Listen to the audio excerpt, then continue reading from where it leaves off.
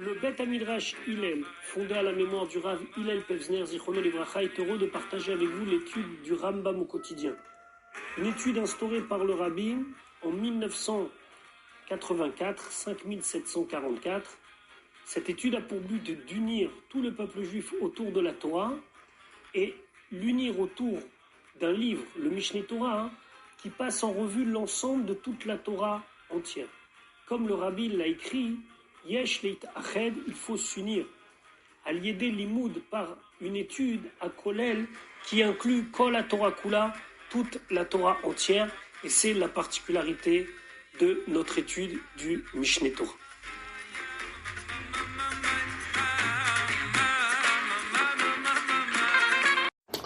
Nous allons étudier maintenant notre 189e shiur depuis la reprise de l'étude du Rambam au quotidien au rythme d'un chapitre par jour. Nous sommes dans les Ilchot Kiddush HaChodesh, dans les lois de sanctification du nouveau mois, au chapitre Achad Asar, au 11e chapitre. Avant de commencer l'étude à proprement dit de notre chapitre, nous allons faire une petite introduction.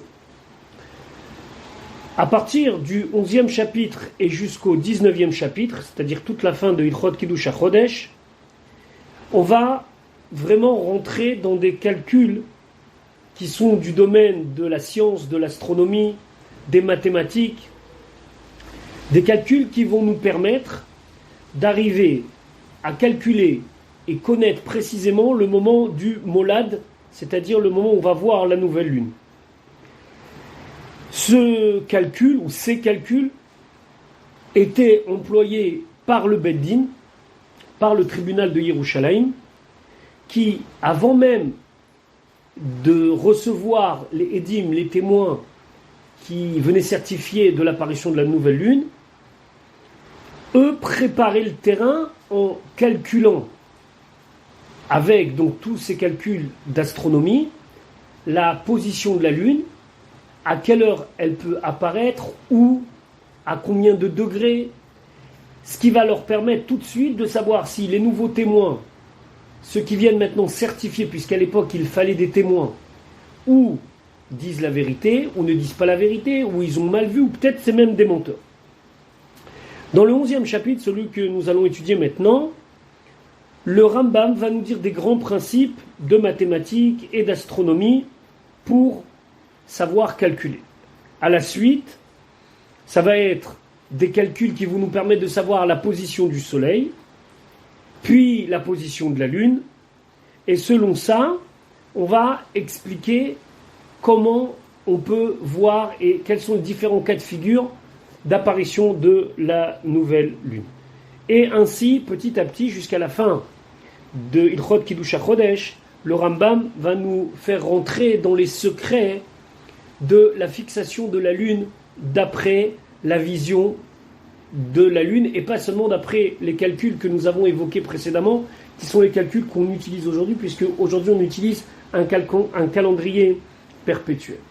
Beaucoup se demandent la question, mais pourquoi le Rambam a pris tellement de temps pour nous expliquer quelque chose qui, au final, aujourd'hui ne nous sert strictement à rien, puisqu'aujourd'hui on se base sur le calcul de Shmuel, et on peut, avec le calcul de Shmuel, savoir des années en avance qu'est-ce qui va se passer. Peut-être qu'ici le Rambam veut un petit peu, et on sait combien le Rambam était attaché à la venue de Mashiach, nous dire que voilà comment ça se passait et voilà comment le Sanhedrin fonctionnait, avec toujours cet espoir que Ashiva Shoftenu Kevarishona remet nos juges comme au début, et particulièrement, comme le Rambam l'explique à la fin de son livre, que dans une première période, il n'y aura aucun changement dans le monde, la première période de la venue de Mashiach. Peut-être qu'il veut nous faire goûter un petit peu qu'est-ce qu'un Sanhedrin avait à faire dans l'histoire de Kiddush HaChodesh. Quoi qu'il en soit, dans le cadre de notre cours et de mes faibles connaissances d'astronomie, on va essayer d'être au plus proche de la traduction, de ce que le Rambam nous dit, en faisant confiance à ses calculs, aux chiffres qu'il avance, et en essayant, au fur et à mesure, de peut-être découvrir quelques éléments qu'on ne connaissait pas et qui vont nous permettre d'en savoir un petit peu plus. Halakha Aleph. Les fiches à Marnou, puisque nous avons dit, halachot elou dans ces halachot là, dans les lois de Kiddush HaChodesh. Donc, on a vu ça dès le premier Pérec, on a revu ça dans le 6e chapitre.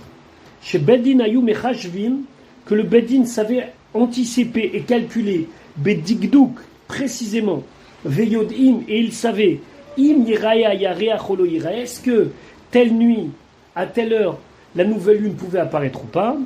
Yadanu, donc nous savons aussi, chez Kol Mishirucho Nechona, tout celui qui a un esprit droit, et Velibo Ta'ev, les divrei Achochmot, et il a un cœur qui désire connaître la sagesse, Vela Amod à la Sodot, et connaître les Sodot, les secrets.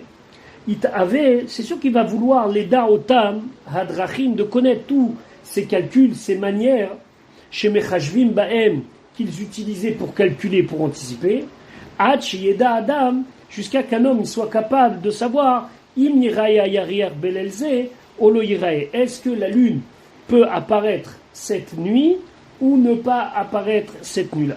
Donc le Rambam s'adresse à tous ceux qui sont soif de connaissances et leur dit, je suis sûr que maintenant que je vous ai donné envie, en vous disant que le Beddin avait tout un système de calcul, vous avez envie de le connaître, ce système de calcul. Attention, ce n'est pas la même chose que Shmuel. Shmuel et Rav Hada, ce qu'on avait dit précédemment, sont des calculs qui sont approximatifs. Ici, le Rambam parle de savoir Bedigdouk, avec précision.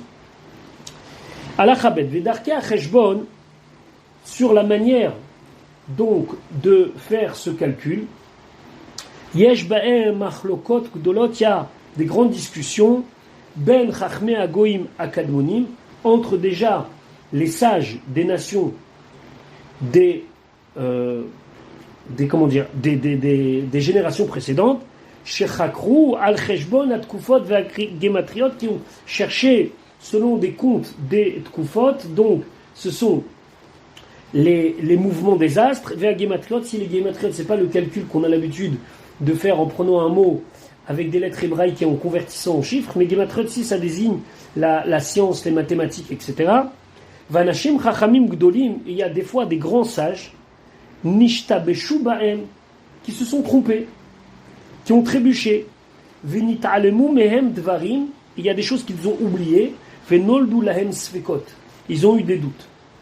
Veyesh mishedikdek arbe, il y en a qui d'Afka ont essayé d'être très précis. Velo paga baderech hanechona, et ils n'ont pas réussi à atteindre le chemin le juste, droit, becheshbon riyat hayareach, pour le calcul de l'apparition de la nouvelle lune.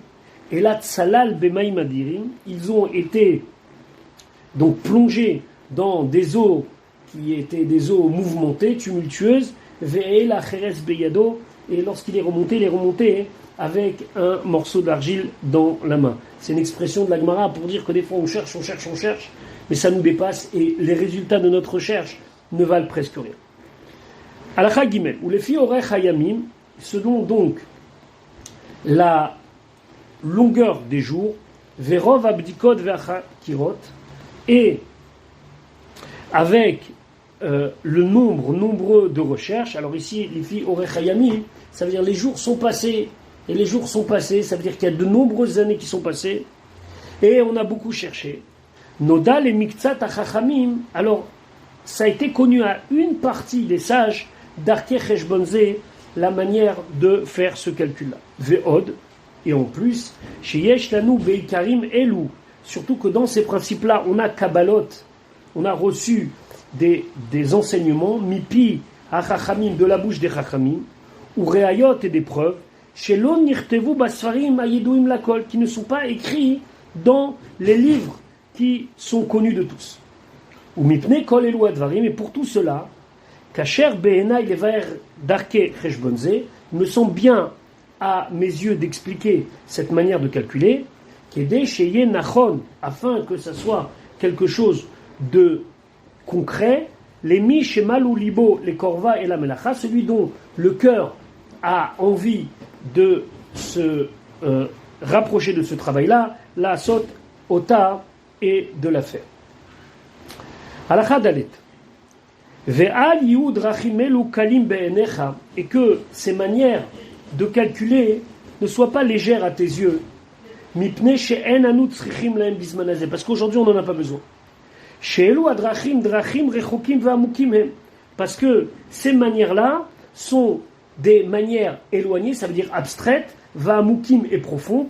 Ve'u sod ha'ibour, c'est ce qu'on appelle le sod ha'ibour, c'est-à-dire le secret de l'apparition de la lune. Shayu achachamim agdolim yodim oto, que les grands sages connaissaient. Ve'enam mosrim oto lechol adam, et c'est pas quelque chose qu'on peut donner à chacun. Et là, l'ismuchim nevonim, que des gens qui ont été préposés à cela par la smicha, ça veut dire qu'ils ont été ordonnés, et même par cela, ils sont aussi nevonim, ils sont aussi intelligents. Aval ze acheshbon shemechashvim bisman she'en sham beddin ligvoa la yariach, mais le compte qu'on a évoqué pour fixer la nouvelle lune lorsqu'il n'y a pas de beddin, she'anu mechashvim boayom, que l'on utilise aujourd'hui, nous dit le Rambam, donc le calcul de Shmuel, afil ou tinokot shel bet rabban, même des enfants qui sont à l'école, magim atsofo, ils peuvent arriver à le comprendre, bishlosha arba yamim en 3-4 jours. C'est-à-dire que notre calcul qui aujourd'hui, en tout cas pour ma part, est déjà assez compliqué, pour le Rambam c'était quelque chose d'assez évident. Par contre, le Sod HaHibur, ce qui nous explique ici, c'est quelque chose de pas du tout évident. Maintenant, le Rambam va expliquer que il se peut que des personnes, des scientifiques qui vont étudier son calcul, vont le trouver inexact. Alors le Rambam, de manière préventive, va expliquer qu'il a choisi volontairement des fois d'omettre tel ou tel détail pour arriver à une conclusion plus facile et plus juste. Alachaye, Shema yitbonen chacham michachme umot o michachme Israël.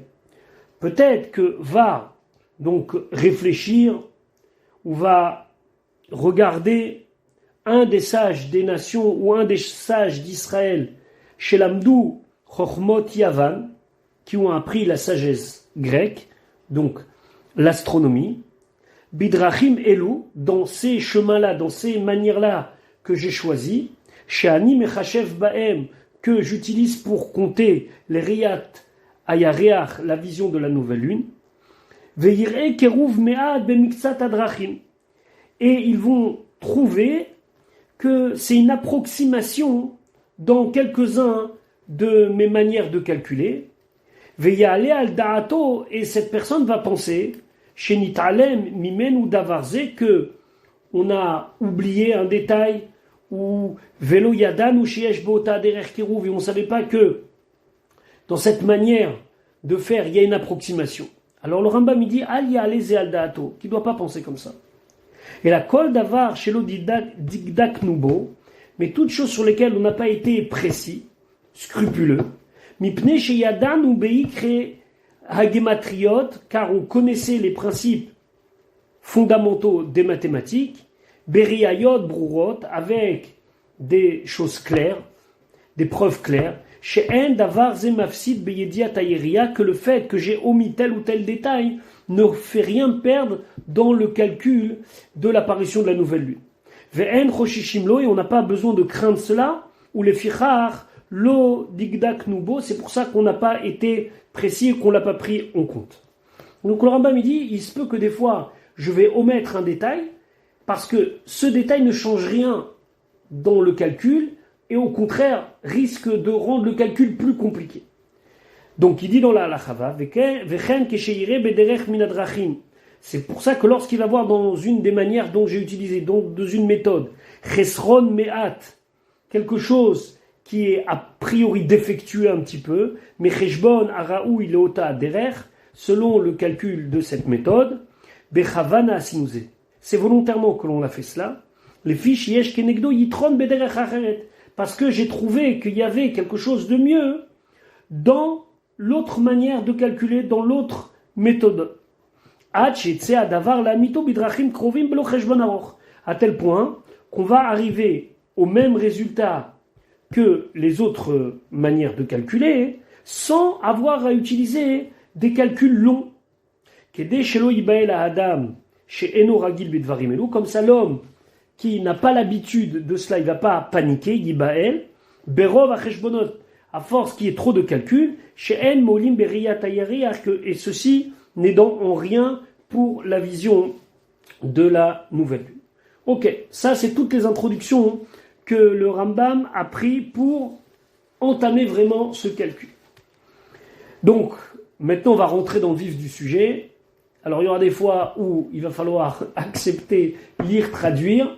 Ceux qui veulent se plonger plus, il y a beaucoup de livres qui expliquent ça. Dans certaines éditions du Rambam, c'est vraiment très détaillé, comme dans le Mifal Mishneh Torah, où c'est des pages entières avec des schémas, etc. Ceux vraiment qui veulent se plonger là-dedans, ils peuvent se plonger là-dedans à travers le Rambam, ou les plus courageux peuvent prendre, à l'origine, c'est dans Masechet Rosh Hashanah, où là-bas on apprend en long et en large tout cela. Donc on y va. Voici les principes qu'un homme il doit connaître au début des bases d'astronomie, les chol cheshbonot à istagninut, pour tout calcul d'astronomie, ben les darke cheshbon areya, soit pour la méthode de savoir quand est-ce qu'il va y avoir l'apparition de la nouvelle lune, ben lishar advarim, ou pour autre chose. Elohim. Voici le principe. Agalgal, donc la sphère, Mechoulag bishlosh meot veshimalot, c'est 360 degrés. Kol mazal ou mazal, donc chaque constellation des signes astrologiques, shloshim malot, c'est 30. Parce que 30 fois 12, ça fait 360. Va'atralat mitrilat masal talé, et le point 0 degré, c'est au niveau du mazal talé, ça veut dire la constellation du bélier, puisque ça correspond au mois de Nissan. Et, à Chodesh Azelachem Rosh Chodashim, d'après la Torah, le premier mois de l'année, c'est Nissan. Vechol Ma'ola ou Ma'ala, et 1 degré, c'est Shishim Chalakim, c'est 60 minutes. Vechol Chelek va Chelek, et chaque minute, Shishim Shniot, c'est 60 secondes. Vechol Shnia ou Shnia, et chaque seconde, Shishim Shlishiot, c'est 60 tiers. Ainsi tu peux être pointilleux, tu peux être précis dans ton calcul, ou et ainsi tu peux diviser autant de fois que tu veux, puisque on a des unités qui vont du plus petit, les shlishiot, jusqu'au plus grand, qui est les ma'alot. Chet. Les fichas, c'est pour cela. Si tu vas trouver dans ton calcul, chez Kochav Ploni, que telle étoile, mais Komo Bagalgal, sa place dans la sphère, c'est Shivim Ma'alot ou Shloshim Chalakim.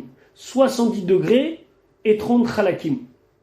Ve'arba Shniot et 4 Shniot. Donc, 70 degrés, 30 minutes et 40 secondes. Teda chez Kochavze ou Bemazal Teumim. Donc, tu vas savoir que cette étoile se trouve dans la constellation de Teumim, c'est-à-dire de Gémeaux. Bachatsi ma'alat achadrese mimalze, et se trouve où? Au milieu du 11e degré de ce mazal-là, de cette constellation des Gémeaux. Les fiches et mazal talé shloshim ma'alot, puisque la première des constellations c'est le Bélier, c'est 30 degrés. Ou mazal shor, la suivante c'est Taureau, shloshim encore 30. Nishar eser ma'alot ou mertzami mazal teomim. Donc on est dans la troisième des constellations, on est à 11 degrés et demi dans le mazal de Théomim, dans la constellation des Gémeaux, Varbam Shniot Mechatsi Amala Charona, et on est à 40 secondes du degré suivant. Donc, si vous avez un schéma devant vous, vous allez pouvoir exactement, selon la position de l'étoile en question, savoir dans quelle constellation elle est. On ne rentre pas maintenant quelle est l'influence de ces constellations, les signes du zodiaque, etc. On parle de constellations, de groupes d'étoiles qui ressemblent donc à Gémeaux, Balance, Cancer, etc. Tête.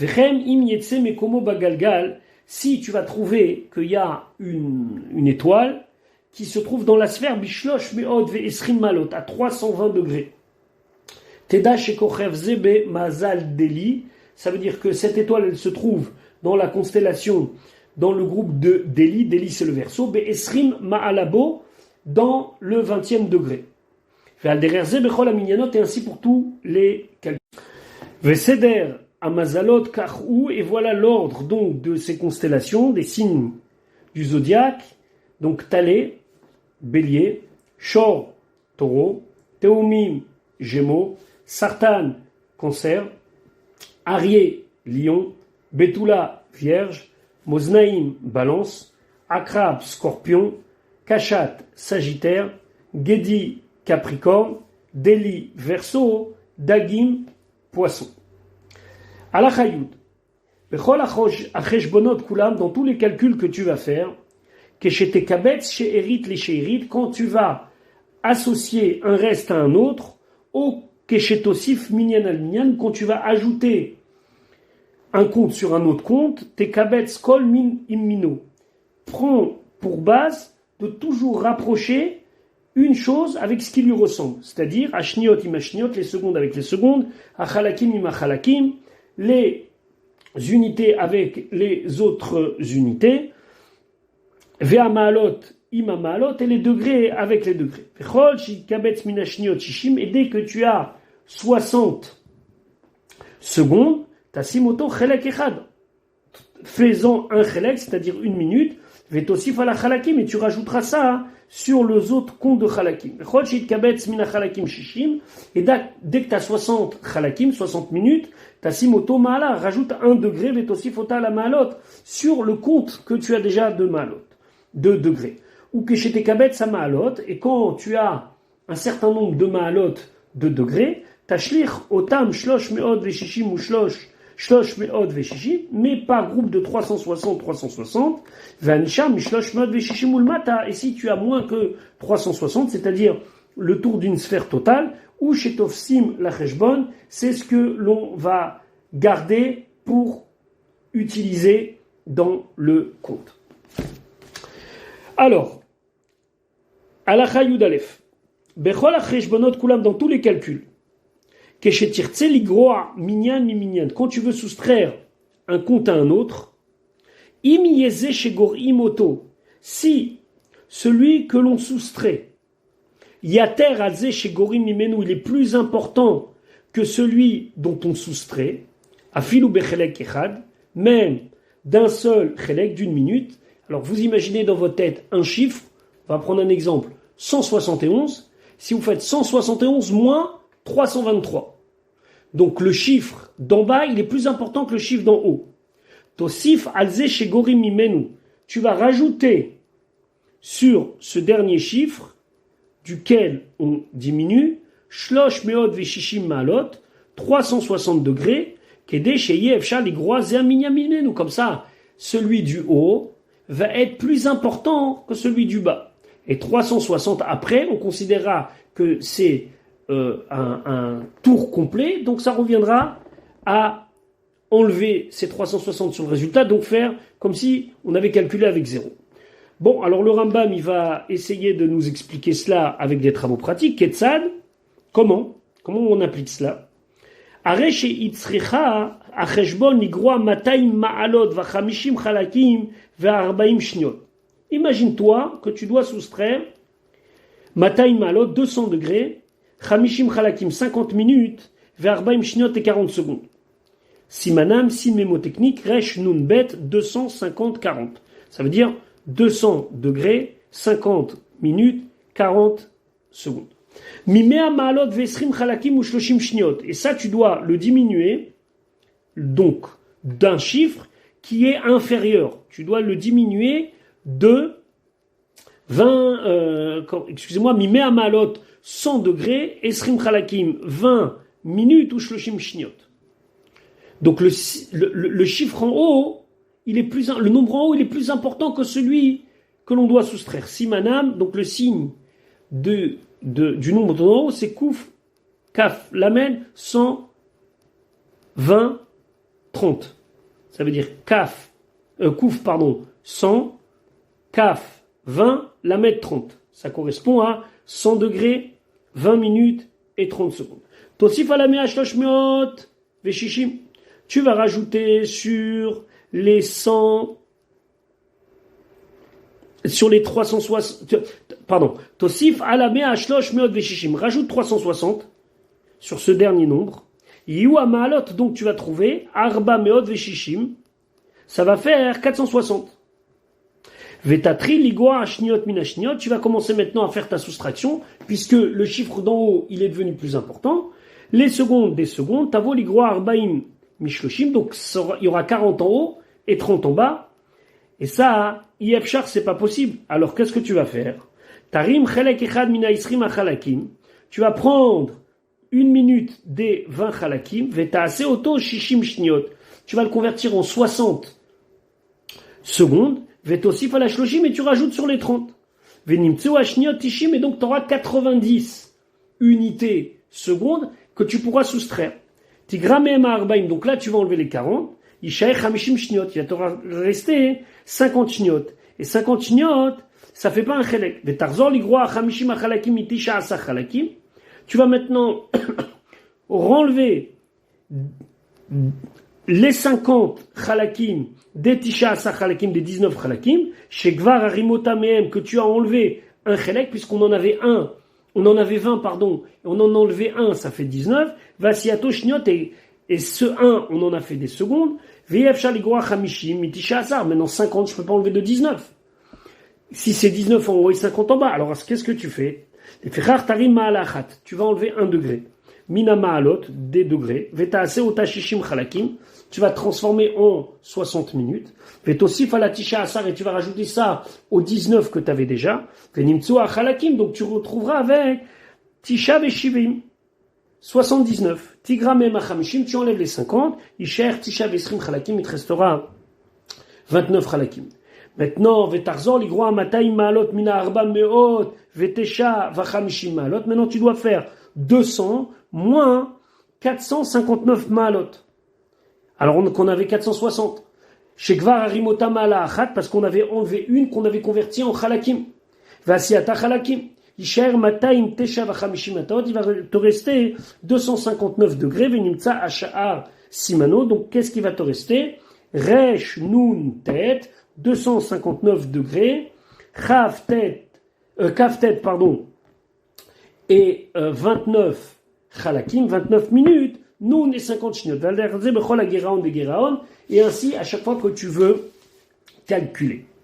Donc, qu'est-ce qu'il nous dit ici? Il nous dit simplement une méthode de mathématiques.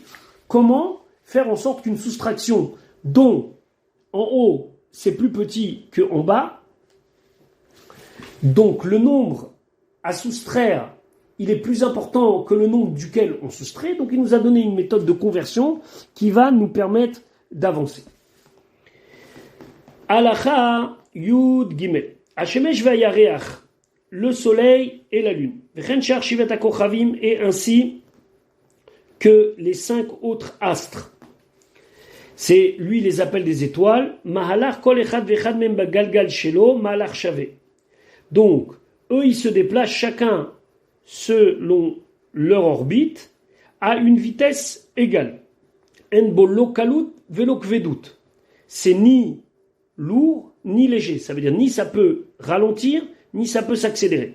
Et là, kmo ma'alcha hayom, kmo ma'alcho emesh, kmo ma'alcho lemacha. Et à la même vitesse de rotation qu'il va avoir aujourd'hui, c'était la même hier et ce sera la même demain. Kmo ma'alcho bechol yom vayom, et chaque jour comme ça. Vegalgalo shel kol echad mehem, et donc la sphère, l'orbite qu'il va faire pour chacun, afalpi shuma kifet haolam, même si c'est autour du monde, en haaretz be'emtsao, la terre n'est pas au milieu. Alors là, il faut s'arrêter parce que là, tous les scientifiques, ils crient sur le Rambam, etc. Comment c'est possible que lui, il part du principe que la terre, elle est au centre, et en plus, il reconnaît lui-même, qui dit en haaretz be'emtsao. Comment on doit comprendre ce Rambam? Alors, encore une fois, c'est une question de référentiel. À l'époque, il y avait des théories scientifiques qui, très sérieusement, mettaient au centre la Terre, puis, autour de la Terre, Galgala Yareach, c'est-à-dire que c'est l'orbite de la Lune autour de la Terre, la Lune qui tournait sur elle-même, et les 7 Kochavim, donc les 7 étoiles, les 7 constellations, jusqu'à le grand la grande constellation la plus grande, celle qui fait 360 degrés et qui est autour de tout le monde, c'est le Galgal Amazalot. On avait déjà vu ça au tout début du Rambam dans le Sefer Mada. Donc le Rambam, il dit, il n'y a pas de changement physique dans leur course. Yud Dalet, les Fichar, c'est pour cela. Im ta'aroch mahalach kol echad mehem, si tu vas déterminer quel est l'avancement de chacun d'entre eux,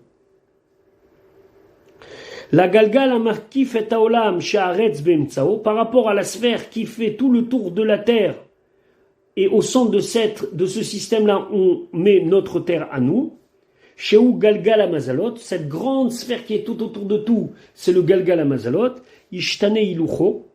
Alors, il va y avoir un avancement qui va peut-être changer. Venimtsa Malcho Beyomze Begalgal Amazalot, Pachot Oyoter, Amalcho Emesh, ou Al Malcho Lemacha.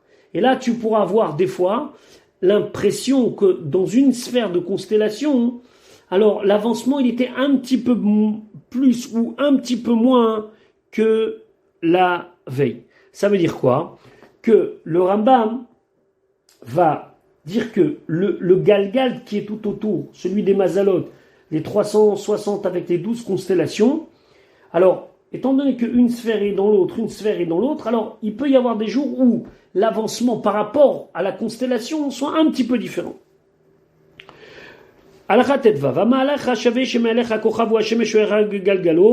Maintenant, la vitesse d'une étoile, du soleil ou de la lune par rapport à son orbite, elle est appelée ou anikra emtsa hamalach. C'est un mouvement moyen. Vamalach sheye bagalgal amazalot. Et maintenant, cette trajectoire par rapport à la sphère où se trouvent les 12 constellations, chez Upeamim Yater Upeamim Chaser, où des fois, là, il peut y avoir quelques changements, ou à Malach à Amiti. Ça, c'est véritablement la manière dont ils se sont déplacés et leur positionnement. Et c'est là-bas que véritablement on peut savoir précisément où se trouve le soleil, où se trouve la lune. Alors avec les moyens que le Rambam il avait, c'est déjà extraordinaire. Aujourd'hui, avec les satellites, etc., peut-être qu'on a encore des calculs encore plus précis. Mais le Rambam avoue qu'il y a deux méthodes. Il y a une méthodologie qui de toute façon va être une méthodologie prenant une vitesse moyenne et donc qui va être approximative, même si des fois, il peut y avoir des micro-changements au niveau des astres qui représentent quelque chose de très important, qui vont représenter vraiment, le Ma'alech HaMtsaï, ça veut dire c'est ce qui se fait généralement moyennement, et sinon, la chose la plus précise. Alacha Tetzen. On a déjà expliqué que toutes les méthodes que l'on utilise, tous les chemins, toutes les manières qu'on utilise dans nos halachot, c'est uniquement pour savoir l'apparition de la lune.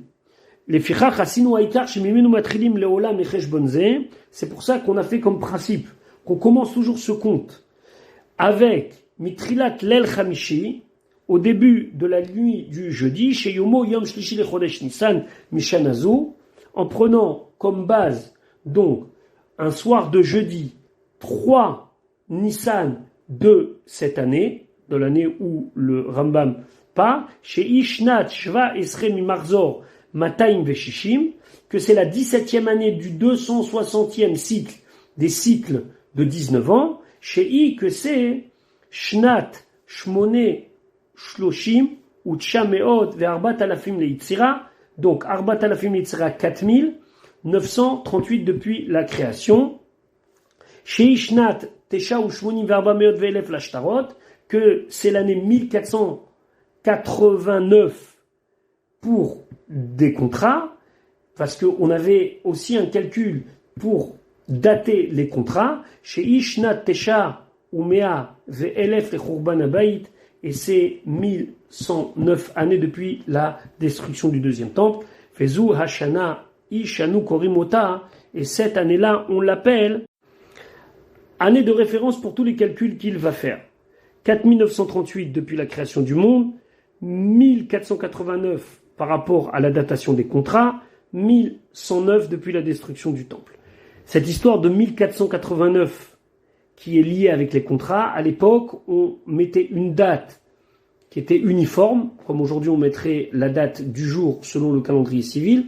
Le calendrier qui était utilisé était un calendrier qui se basait comme année 0, l'accession au trône d'Alexandre le Grand. Ok, maintenant le Rambam nous précise. Ou les fiches à Réaya lotier la Beretz Israël Kmoshe Bernou. Puisque de toute façon, cette histoire de sanctifier la lune par rapport à ce qu'on voit, c'était en Eretz Israël. Asinu kol darkei cheshbon zeh, donc on a décidé d'utiliser tous les calculs, Bnouim aliyeh Yerushalayim, par rapport à la position de Jérusalem. Pourquoi ? Parce que de toute façon, là, le Rambam nous a clairement dit qu'aujourd'hui, ça ne sert plus à rien, puisque nous, on a le calcul de Shmuel, mais qu'il a juste voulu nous ouvrir à Sod Haïbour, les secrets que les Chachamim détenaient pour valider ou invalider le témoignage de ceux qui venaient dire l'apparition de la nouvelle lune, mais c'était à Yerushalayim. Donc, géographiquement parlant, la référence, c'est Jérusalem. Et ça concerne toute la région qui est à peu près à 6-7 jours de Yerushalayim. C'était la distance pour que les gens puissent venir et témoigner. Chez Bahem Roim et Tayariach Tamid, distance à laquelle les gens pouvaient voir la lune, ou Baïm ou Meidim Bevedim, ils pouvaient venir et témoigner au Bedim. Ou Makomze ou noté mitachat à Kav. Alors cet endroit-là, il se trouve à peu près en dessous l'équateur. Donc le Kav, Hachave Amesavev Beemtsa Olam, cette ligne imaginaire qui fait le tour du monde. Donc c'est l'équateur. Le Rambam dit que Yerushalayim est situé Keneged Ruach Tsefonit, donc vers le nord de l'équateur, Shtaim ou Shloshim Malot, 32 degrés, At Hamesh ou Shloshim Ve'at Tesha Ve'esrim, entre le 29e degré et le 35e degré. Maintenant, concernant la longitude, il est Keneged Ruach Ma'arava, donc il est à l'ouest, Bikmo Arba Ve'esrim Ma'alot, à peu près 24 degrés, Ad Sheva Ve'esrim Ve'ad Achat Ve'esrim, entre 21 degrés et 27 degrés à l'ouest. Il nous a donc situé exactement Yerushalayim. Je vais me permettre de vous mettre deux schémas qui sont tirés du Rambam du Rav Stenzhals, pour ceux qui veulent un tout petit peu avoir une idée. Sinon, je vous conseille fortement d'utiliser des Rambam qui sont très très bien documentés, entre guillemets. Celui de Mifal Michel Netora est très très bien fait, à part des ouvrages qui ont été écrits, illustrés, et des fois même en couleur, sur ces sujets-là. Voilà pour aujourd'hui. On se retrouve Bezrat Hashem demain.